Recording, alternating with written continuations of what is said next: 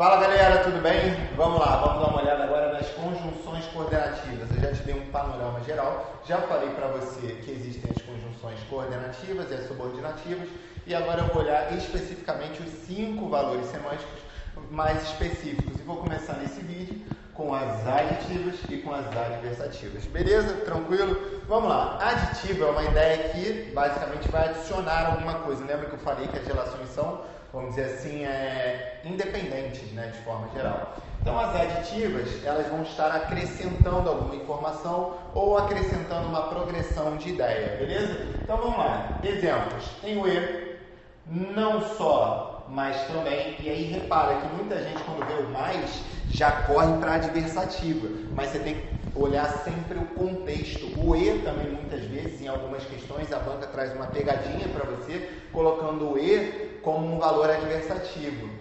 Ela estudava, vírgula, e não passou. Repara, ela estudava e não passou, ela está acrescentando, adicionando uma ideia, ou ela está colocando uma relação de adversidade? Adversidade, né? Então tem que ficar atento. Então não só tananã, tananã, mas também, ou seja, ela não estudou só para o CBMERG, como também para PM, por exemplo, para o concurso da PM. Então, repara que isso vai ser uma relação aditiva. O além disso também funciona, né, muitas vezes de forma inicial. Não recomendo, inclusive, que você use o E no início da frase, beleza? Então, tem que tomar cuidado com isso, mas além disso, você pode utilizar. De forma geral, esses conectivos aqui, eles podem ser usados dentro da estrutura de redação. Ó. Então, nesta aula que a gente está tendo aqui, eu vou estar fazendo essa correlação com vocês.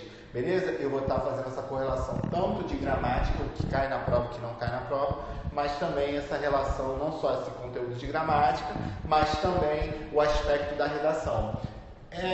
A UERJ acha interessante hoje você sair iniciando com conectivo, como acontece no Enem? Como eu já falei com vocês, não, né? É algo mais intrafrasal, para preferir assim, um outro tipo de coesão, uma coesão não tão forçada, vamos dizer assim, né?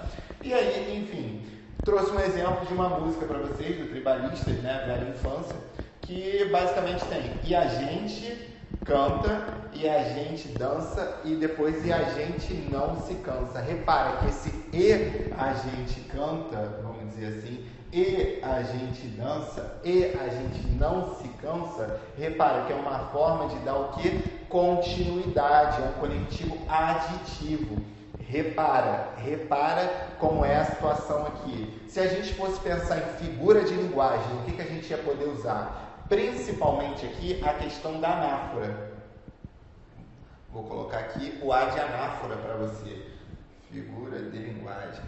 Por que eu queria pontuar isso com vocês? Porque, ó, repara, esse repara que a vida é velha infância, né, essa música. A vida de uma criança é essa continuação, essa adição de fatores e não se cansar. Então, esse próprio E é um indicativo dessa iniciação, vamos dizer assim, dessa tratativa. Ah, professor, eu pensei em polissíndeto. De fato, se você olhar um contexto exclusivo, vamos dizer assim, que seria a repetição de conectivos, poderia ser? Teoricamente poderia ser, mas se a gente perguntasse a figura primordial e principal aqui, é justamente para dar esse encadeamento, e aí a figura da anáfora funciona um pouco melhor. Mas repara, polissíndeto vai servir mais para frases que não sejam de música, né? Se só tiver essa opção na prova, polissíndeto, vai no polissíndeto. Mas se tiver a anáfora, por exemplo, aqui a questão da anáfora estaria mais específica, né? Porque seria a principal figura de linguagem aqui, beleza? Justamente para dar essa ideia de criança não cansa, ela sempre continua. Show? Fechou? Conectivo aditivo. A gente também falou de figura de linguagem, aí a gente parte para cá, para as adversativas. E aí eu vou precisar da sua atenção redobrada. A diversidade vai ser basicamente essa ideia de oposição de ideias, ou seja, essa ideia de oposição de ideias. Esse basicamente raciocínio de oposição de ideias. Diego, como assim? Basicamente, quando a gente for falar um pouquinho da literatura, né, que é importante que vocês saibam também, eu vou falar com vocês do Barroco, que foi um movimento literário ali, que começa em 1601, 1602, basicamente aqui no Brasil, o primeiro movimento de forma literária, né, que acontece aqui no Brasil de fato, já que o quentismo não pode ser englobado. O Barroco, ele fala um pouquinho da característica da dualidade, ou seja, o homem do Barroco, ele vivia em algumas contradições. E aí o que acontecia? Por exemplo, o homem do Barroco, ele se preocupava na oposição de pecado e seguir uma vida de fé, vamos dizer assim, uma vida para Deus e uma vida do pecado. Ele tinha essa dualidade dentro dele. E muitas das vezes, esses conectivos de adversidade apareciam. Outro ponto, por exemplo, tinha a questão do Gregório de Matos. O Gregório de Matos, ele geralmente fazia alguns poemas relacionados à Bahia. E aí ele comparava, por exemplo, acho que é Velha Bahia o nome do poema, que ele traz uma versão da Bahia antiga para a Bahia que era do período que ele estava escrevendo. E aí ele fazia uma oposição de antes e depois. E a adversidade é muito importante para essa ideia, porque a adversidade vai trazer duas figuras de linguagem para a gente também. A figura de linguagem da... Gente, deu um branco na palavra aqui. Do paradoxo e da antítese. Gente, acontece também, acontece nas melhores famílias. Do paradoxo e da antítese, porque muitas vezes vai haver essa oposição de ideias. Antítese, uma oposição que acontece sem excluir as duas coisas, elas conseguem convergir no mesmo plano, enquanto que o paradoxo não, né? Traz duas ideias que não conseguem estar no mesmo plano. A adversidade, exemplo disso nos dias assim normais. Eu estudo muito, eu estudo quase todos os dias, mas de fato há dias em que eu estou muito cansado e não consigo estudar. Repara, estou muito cansado e eu não consigo estudar, esse E trazendo aspecto aditivo. Estou muito cansado e não consigo estudar, esse mais trazendo a ideia de adversidade. Ficou claro, galera? Isso é muito importante, muito importante. Aí eu continuo. Os exemplos que seriam o mais, o porém, o entretanto, e aí lembrando que as conjunções adversativas vão pedir a vírgula antes, beleza? Uma vírgula anterior. Professor, eu coloco vírgula depois da conjunção adversativa? E em um caso sim, que vai ser o caso, por exemplo, Renan estuda muito.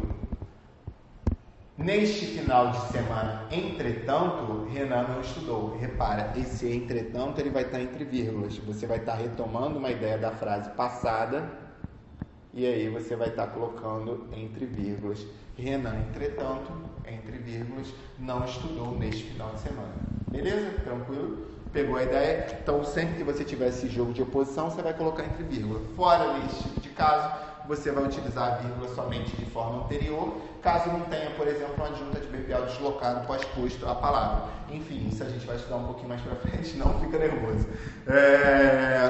Era só mais um Silva que a estrela não brilha. Ele era funkeiro, mas era pai de família. Repara, esse mais é uma conjunção adversativa. E repara que aqui tem até uma boa ideia para você usar na tua redação também.